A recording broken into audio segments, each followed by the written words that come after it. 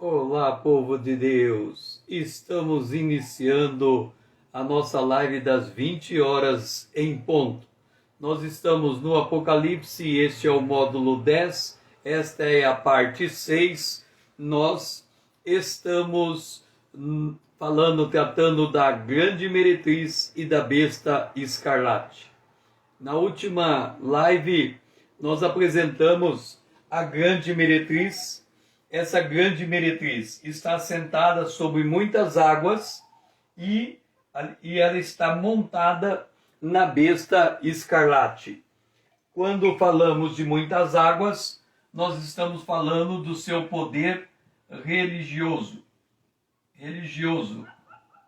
E quando nós falamos da besta escarlate, nós estamos falando do seu poder político. Os dois poderes que Satanás tenta obter neste mundo. Então, quando João fala, já é a última hora, ele diz assim, vem o espírito do anticristo. Nós temos colocado duas maneiras em que o anticristo se apresenta. A primeira é alguém que se denomina Cristo, um falso Cristo, e fizemos uma listagem de vários falsos cristos que apareceram na história. Por outro lado, também temos o falso Cristo, que é o joio no meio do trigo. O joio no meio do trigo, esse é um falso Cristo mais difícil de ser discernido, porque ele se encontra no seio da igreja.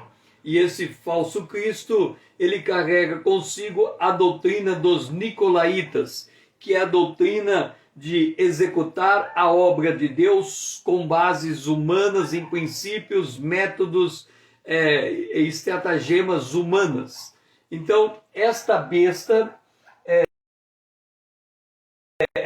ela é também apresentada como sendo o anticristo. E João fala de muitos anticristos que têm aparecido na história. A grande meretriz também, ela se apresenta como uma cidade. Aqui está o sentido que tem sabedoria. As 7 cabeças são 7 montes, nos quais a mulher está assentada. Essa cidade que tem poder político e ao mesmo tempo poder religioso, só existe uma em todo o mundo com estas características, que atende também a características de Apocalipse capítulo 13, a besta que vem da terra, que tem aparência de cordeiro, mas fala como dragão. Só tem um lugar na terra que preenche todos esses requisitos. Nós encontramos uma cidade com 7 montes, é uma grande cidade. Dentro dessa grande cidade, no meio dela, tem uma cidade-estado. Nessa cidade-estado tem um poder religioso estabelecido. Esse poder religioso estabelecido, ele procura controlar todas as igrejas que eles chamam de co-irmãs, ou todas as igrejas que têm a aparência de cordeiro, unificando todas as igrejas no mundo a partir desse controle territorial. Então, este controle territorial deste único lugar no mundo, que é feito por 7, é onde a mulher está sentada, ou seja, onde ela desenvolve o seu poder político. Esta cidade e esta mulher dominando essa cidade lhe permite que o líder dessa cidade ele possa viajar entre as nações como uma entidade religiosa ou como uma entidade política de acordo com a sua conveniência no país em que ele está entrando. Por isso que Apocalipse capítulo 17, verso 18, fala que a mulher que viste é a grande cidade que domina sobre os reis da terra. Quando nós voltamos para a Idade Média, esta grande cidade, ela dominava os reis da terra e chegava ao ponto de entronizar reis e derrubar reis.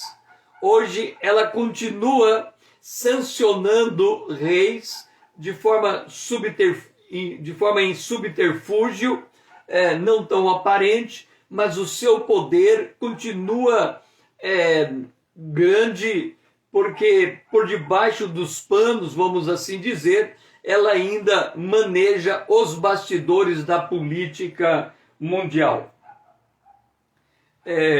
Roma, essa cidade que domina sobre os reis da terra, ela foi fundada em 753 a.C.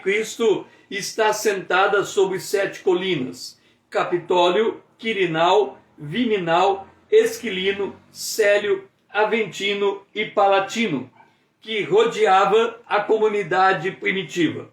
No meio de Roma, nós encontramos o Vaticano, ou Cidade do Vaticano, oficialmente Estado da Cidade do Vaticano, sede da Igreja Católica, e se constitui em uma cidade-estado soberano, sem costa marítima, cujo território consiste em um encrave murado dentro da cidade de Roma, capital da Itália. Apocalipse, capítulo 17, o versículo 18, colocando desta forma: é uma grande cidade que domina sobre os reis da terra.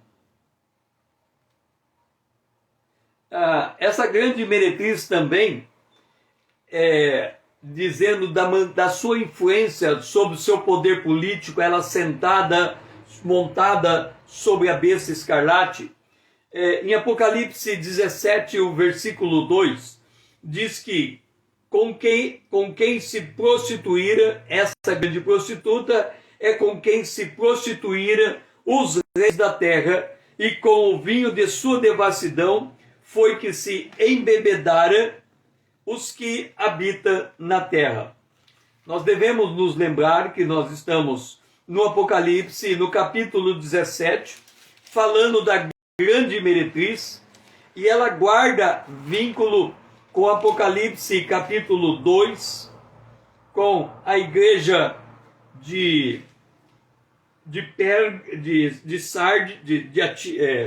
com a igreja de Tiatira, no verso 21, quando o Senhor diz: dei-lhe tempo para que se arrependesse. Ela, todavia, não quer arrepender-se da sua prostituição. Por não querer, nesse tempo, se arrepender da sua prostituição, ela se torna a grande meretriz no final dos tempos. Esta mulher é retratada no capítulo 2 de Apocalipse como sendo Jezabel. No capítulo 17, no versículo 8, falando dos habitantes dessa cidade, dos habitantes que estão debaixo da influência dessa grande meretriz, trata daqueles que habitam sobre a terra, cujos nomes não foram escritos no livro da vida desde a fundação do mundo. Se admirarão vendo a besta que era e não é, mas aparecerá.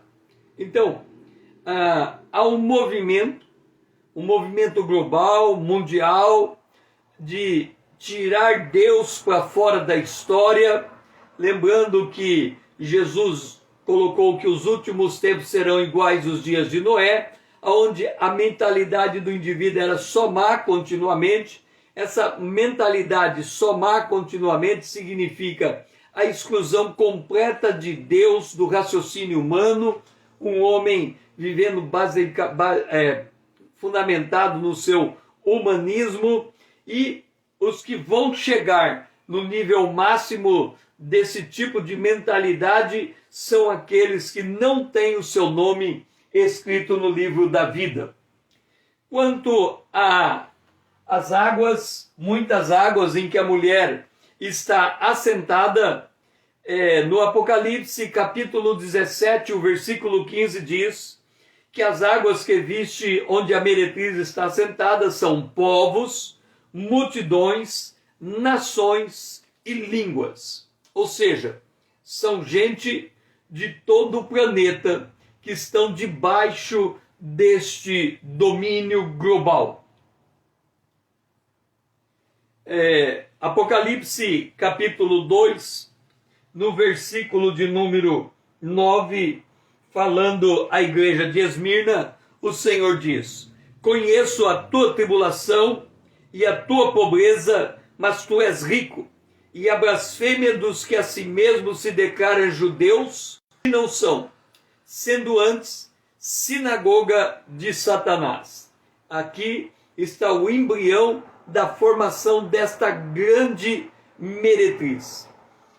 O que eu tenho colocado nesta ministrações a respeito do Apocalipse, capítulo 2 e 13, agora no capítulo 17, é que nós sempre olhamos, muitos que olham, estudam as profecias, estão muito preocupados com o poder político que Satanás está montando para a entronização da besta. No entanto, ele também tem esse poder religioso que está se desenvolvendo no seio da igreja cristã e ao final vai se apresentar uma grande apostasia, e esta igreja que hoje é a igreja do Cordeiro se torna a igreja com a aparência do Cordeiro, e nesta aparência do Cordeiro ela fala como dragão. É por isso que diz assim: a blasfêmia do que a si mesmo se declara judeus e não são. Em 1 João capítulo 2, versículo 22, vem a pergunta: quem é o mentiroso, senão aquele que nega que Jesus é o Cristo? Esse é o anticristo, o que nega o Pai e o Filho. E esta grande meretriz, ela caminha para a exclusão de Deus da história humana. Nós temos que entender esta questão da exclusão de Deus da história humana, porque o apóstolo Paulo, em Tessalonicenses, segundo Tessalonicenses, no capítulo 2, ele diz assim a respeito do homem da iniquidade, do filho da perdição, que é a besta. Este não é o anticristo, este é a besta. Ele diz assim: o qual se opõe e se levanta contra tudo que se chama Deus, ou é objeto de culto, a ponto de assentar-se no santuário de Deus, ostentando-se como se fosse o próprio Deus. Nós temos que entender que Deus criou os céus e a terra, e ao final ele criará novos céus e nova terra. A terra é o palco do conflito universal nesse período de tempo entre os novos céus e a nova terra, e os céus e a terra criados e o novo céu e a nova terra. Este é o palco. Este palco, Deus, que é a terra, Deus entregou a terra ao homem. Então, se Satanás conseguisse que todos os homens da terra negassem a Deus, ele teria a posse da terra sem chance, vamos assim dizer, de Deus retomá-la. Por quê? Porque se a terra está toda ela tomada pelos homens que são ímpios, e Deus não tem ninguém para requerer a sua santidade na terra, em tese, Deus teria que abandonar a terra a esse domínio maligno. Ocorre que esse domínio maligno, ele já perdeu primeiro. Por quê? Porque, independente da atitude da humanidade, nós temos que levar em conta a atitude dos representantes da humanidade. Quem são os representantes da humanidade? Primeiro, Adão, o primeiro homem criado, esse que entregou a terra ao maligno. Por isso que o mundo jaz no maligno. Ele caiu em desobediência, e na sua desobediência, enganado pela serpente, ele entrega a posse do planeta para o maligno. Mas veio um outro homem, que é o segundo Adão, Jesus Cristo. Ele morreu, ressuscitou, assentou-se à destra do Pai e ele tomou posse da terra. A terra lhe pertence. Então, esta batalha, ela já está decidida.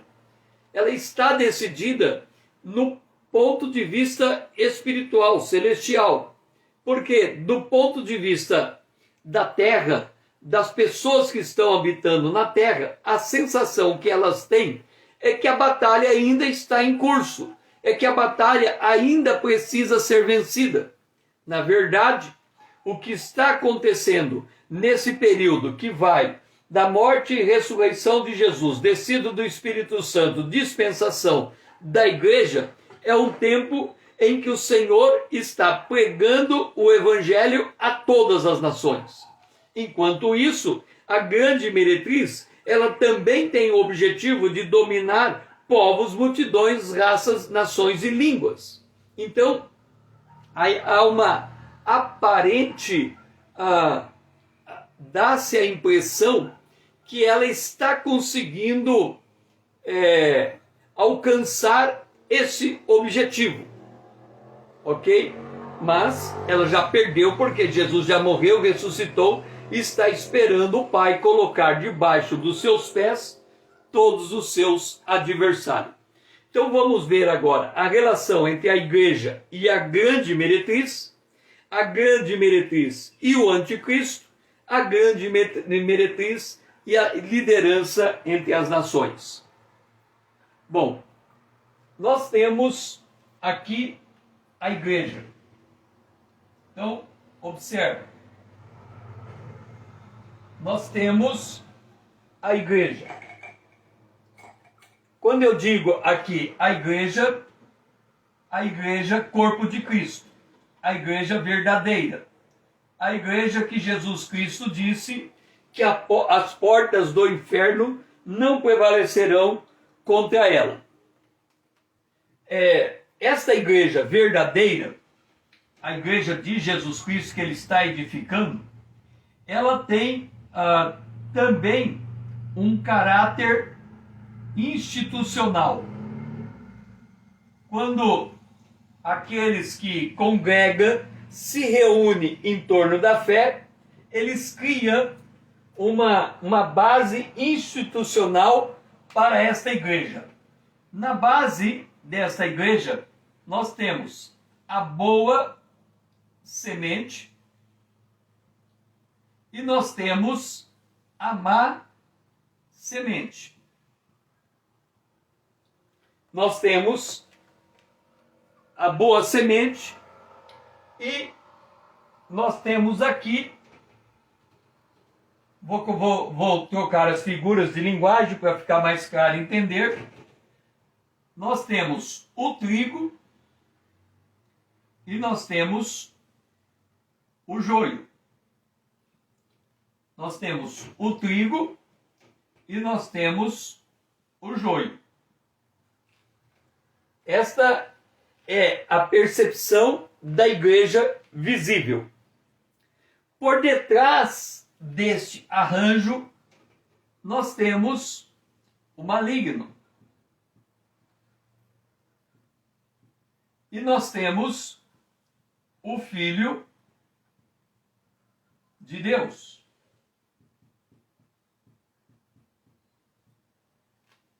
Por trás dos bastidores da história, nós temos o Filho de Deus edificando a sua igreja, e nós temos o maligno, que é também o diabo, o nosso adversário, que tem influência sobre o joio.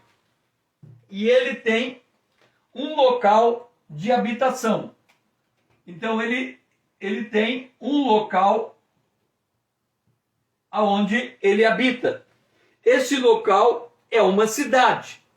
Dessa cidade, que tem 7 montes, ele exerce influência mundial. Mateus capítulo 13, versículo 39 diz: o inimigo que o semeou é o diabo. A ceifa é a consumação dos séculos. Os ceifeiros são os anjos. Então Jesus disse, esta igreja, ela vai crescer tendo trigo e tendo joio durante todo o período da história, até o arrebatamento, quando os anjos farão distinção entre quem é trigo, serão arrebatados, quem é joio enfrentará o juízo que está por vir.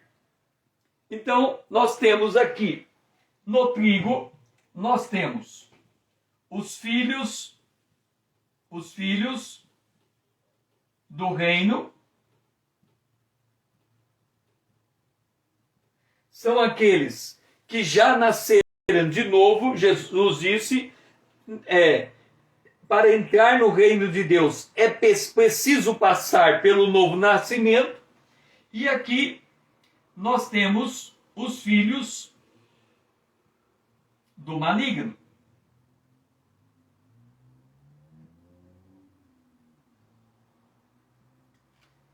Eles estão convivendo no mesmo ambiente religioso. Os filhos do maligno, a Bíblia diz, em Apocalipse capítulo 2, versículo 8, versículo 9, que ele tem por objetivo implantar a sinagoga de Satanás.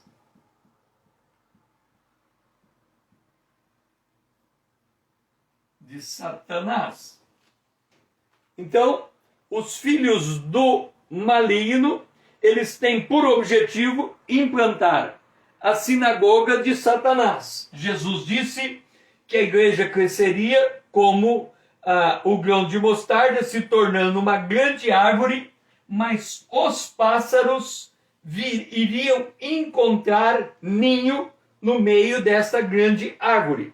Aqui a ação maligna. E o outro objetivo do joio é o de construir o trono de Satanás. Este é o segundo objetivo.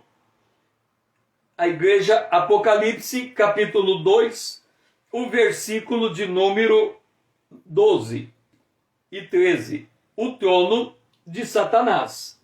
Então nós temos esses dois objetivos que o maligno, o diabo e Satanás querem alcançar no planeta.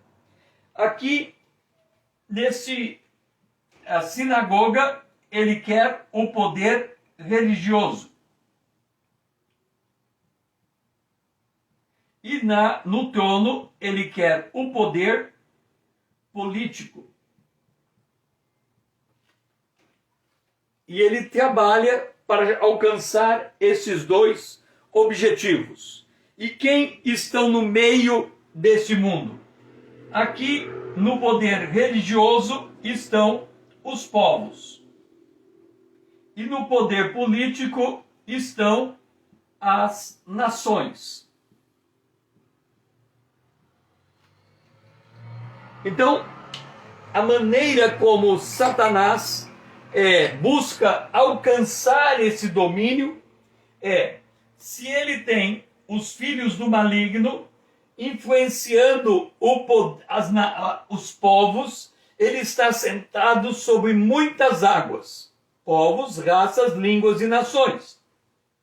Se ele tem o poder religioso ou político, ele está montado na besta escarlate.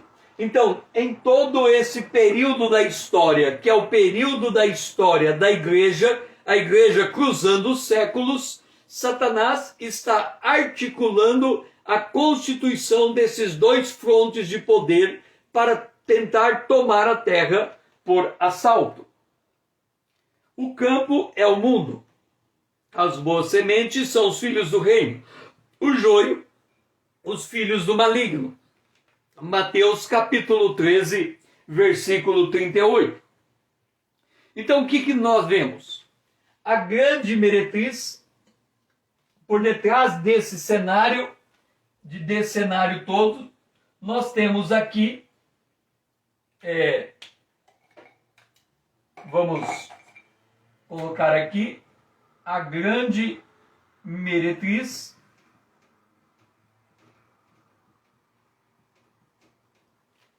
Esta grande meretriz, quer dizer, de único ponto de controle, da cidade onde ela tem o comando, da aparência do cordeiro, mas da fala do dragão, ela está sentada sobre muitas águas, que são os filhos do maligno. Então, ela está sentada sobre muitas águas, que são os filhos do maligno. Ela domina, através do poder religioso, os povos. E como ela se caracteriza? Entenda, na construção da igreja que está acontecendo na terra, Jesus está edificando a sua igreja, o maligno com o joio está edificando uma outra igreja diferente da igreja de Jesus Cristo. Essa igreja que ele edifica é aquela que a gente pode chamar de igreja professante. Ela confessa uma fé que não transforma ela, que não a coloca no reino de Deus, que não gera justificação e novo nascimento. Então, esta igreja é a igreja visível aos homens e ela é professante, que vai resultar na sinagoga de Satanás. Por outro lado, nós temos a igreja verdadeira, estabelecida pelos filhos do reino, que é a igreja de Jesus Cristo, o corpo de Cristo. E esta grande meretriz é a rainha dos céus no Antigo Testamento. Ela é também a grande Babilônia. Lembra de Babel, quando Deus confundiu as línguas, que vem de Nírode. Nírode edificou Babel, e Babel foi um centro religioso que tentou se levantar contra a lei divina, interrompendo o plano de ocupação da terra naquela época. E a grande meretriz é também a grande cidade que está entre 7 colinas. E ela é também a igreja ímpia. Então, esta igreja que vem pela grande meretriz, pelo maligno, pelo diabo, que tem por objetivo estabelecer o joio no meio da igreja, ou o fermento levedando toda a massa. E o resultado, 1 Tessalonicenses, capítulo 4, versículo 1 a 3. Ora, o Espírito afirma expressamente que nos últimos tempos alguns se apostatarão da fé, por obedecerem espíritos enganadores e os ensinos de demônios, pela hipocrisia dos que falam mentira e que têm cauterizada a própria consciência, que proíbe o casamento e exigem abstinência de alimentos que Deus criou. Então, esta doutrina de demônios, esta doutrina de espíritos enganadores, ela tenta se infiltrar na igreja cristã, atingindo aqueles que não entraram no reino de Deus, que não passaram pela experiência de justificação e novo nascimento, mas que professam uma fé de boca. Os que dizem judeus e não são, os que dizem apóstolos e não são, os que se dizem cristãos e, na verdade, não são. Estes se tornam influenciáveis. O apóstolo